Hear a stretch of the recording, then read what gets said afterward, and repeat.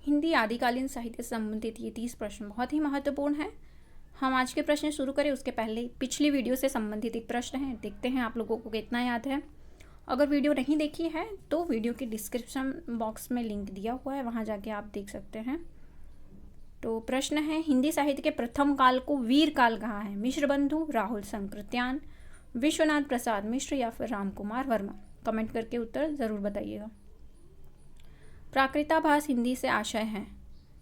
आज का जो पहला प्रश्न है, प्राकृताभास हिंदी से आशय है हिंदी, प्राकृत, पाली या अपभ्रंश? सही उत्तर क्या आएगा यहाँ पे? अपभ्रंश।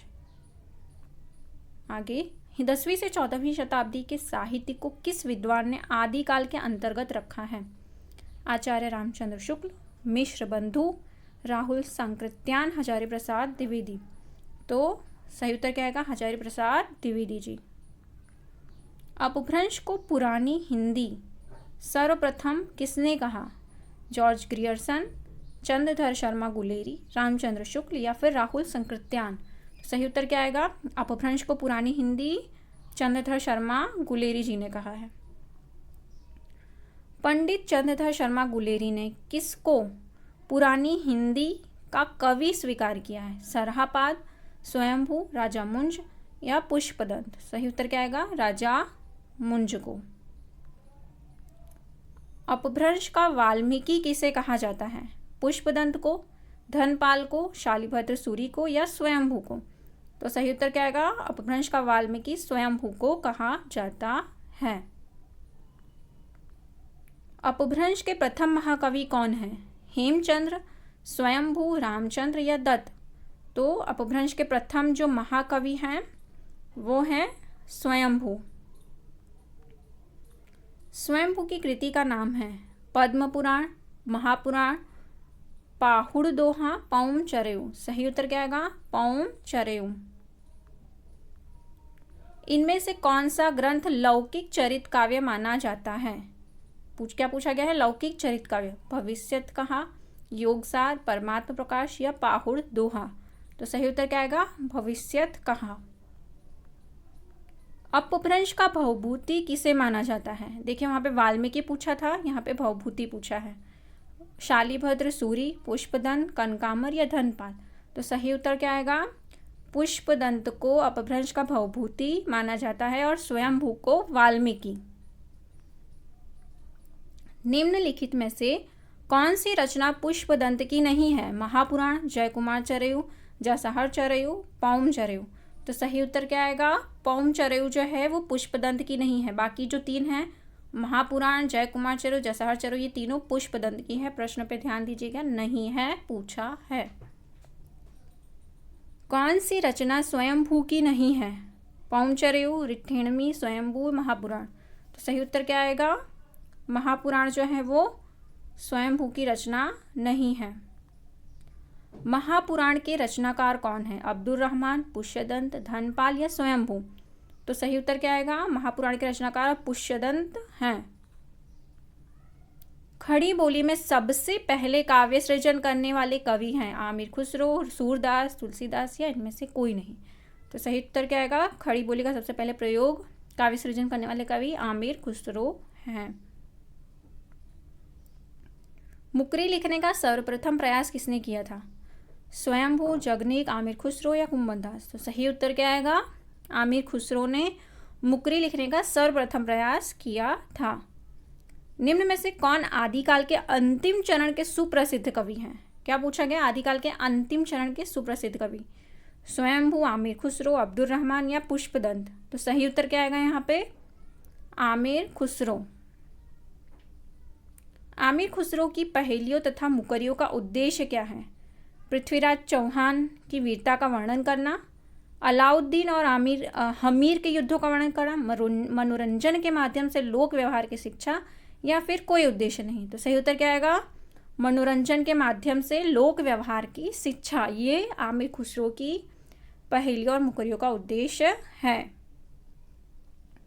जे हाल मिसकी मकुन तग फूल दुराए, नैना बनाए बतियाँ, पंक्ति के रचनाकार हैं? आमिर खुसरो, कबीर, रज्जब या मलिक मोहम्मद चायसी? सही उत्तर क्या आएगा? आमिर खुसरो। खुसरो का लक्ष्य जनता का मनोरंजन था, पर कबीर धर्मोपदेशक थे। यह उक्ति किसकी है? डॉक्टर नगेंद्र, आचार्य रामचंद्र शुक्ल, हजारी प्रसाद द्विवेदी जी या फिर राम कुमार वर्मा। सही उत्तर क्या आएगा? आचार्य रामचंद्र शुक्ल। निम्न में से कौन सी शिलांकित कृति है? पाहुड़ दोहा, राउरवेल, प्राकृत, पेंगलम या वर्ण रत्नाकर। सही उत्तर क्या आएगा यहाँ पे? राउरवेल जो है वो शिलांकित कृति है। राउरवेल किस तरह की रचना है? गद्य पद्य की मिश्रित चंपू, शुद्ध काव्य, नाटक या प्रेमाख्यात्मक प्रबंध काव्य। सही उत्तर क्या आएगा यहाँ पे? गद्य पद्य के मिश्रित चंपू। कलचुरी राजवंश की 7 नायिकाओं के नक्षिक वर्णन से संबंधित ग्रंथ हैं। उक्ति व्यक्ति प्रकरण, राउरबेली, कुबलय माला कथा या फिर वर्ण रत्नाकर। तो सही उत्तर क्या आएगा इसमें? राउरबेली जो है वो नायिकाओं के नक्षिक वर्णन से संबंधित है। कुबलय माला कथा के लेखक हैं सोमप्रभ सूरी, उद्धोतन सूरी, धर्म सूरी, मुनि जिनविजय। सही उत्तर क्या आएगा? उद्धोतन सूरी जो है वो कुबलय माला के लेखक हैं। निम्न में से कौन सी रचना व्याकरण ग्रंथ के रूप में प्रतिष्ठित है? राउरवेल, उक्ति व्यक्ति प्रकरण, वर्ण रत्नाकर, कुबलय माला। तो व्याकरण ग्रंथ के रूप में उक्ति व्यक्ति प्रकरण प्रतिष्ठित है। उक्ति व्यक्ति प्रकरण के रचनाकार कौन हैं? ज्योतिश्वर ठाकुर, हेमचंद, रोड़ा या दामोदर शर्मा। तो सही उत्तर क्या आएगा? ज्योतिश्वर ठाकुर उक्ति व्यक्ति प्रकरण की रचनाकार हैं। इनमें से कौन सी भाषा आदिकाल की है? ब्रज भाषा, खड़ी बोली, डिंगल पिंगल या फिर अवधी। सही उत्तर क्या आएगा? डिंगल पिंगल आदिकाल की भाषा है। चारण साहित्य किस साहित्य का दूसरा नाम है? सिद्ध साहित्य का, नाथ साहित्य का, जैन साहित्य का या फिर रासो साहित्य का। सही उत्तर क्या आएगा यहाँ पे? चारण साहित्य रासो साहित्य का दूसरा नाम है। निम्नलिखित में से कौन 84 सिद्धों में नहीं है? विरूप, कणहप्पा, शारंगधर या कुकुरिया। ठीक है, तो सही उत्तर क्या आएगा यहाँ पे? शारंगधर जो है वो 84 सिद्धों में नहीं है। सिद्धों की संख्या मानी जाती है 84, 65, 72 या 66। तो 84। आदिकाल में किस प्रकार का साहित्य लिखा जा रहा था? जनजीवन से हटकर राजाओं की वीरता का अतिरंजित वर्णन, कृष्ण भक्ति पर आधारित काव्य, निर्गुण की उपासना, उपर्युक्त किसी प्रकार का नहीं। तो सही उत्तर क्या आएगा? जनजीवन से हटकर राजाओं की वीरता का अतिरंजित वर्णन।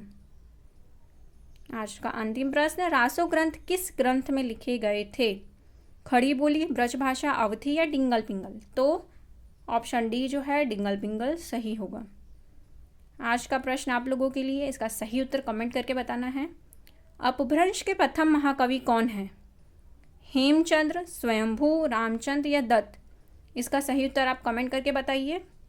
आप उत्तर लिखकर भी बता सकते हैं या जो इमोजी उसके सामने दिया गया है वो इमोजी के द्वारा भी बता सकते हैं। अगर आपको वीडियो अच्छी लगी है तो वीडियो को लाइक, शेयर और सब्सक्राइब कर लीजिए और कमेंट करिएगा वीडियो अच्छी लगी हो तो, और नहीं भी अच्छी लगी हो तब भी। वीडियो देखने के लिए धन्यवाद।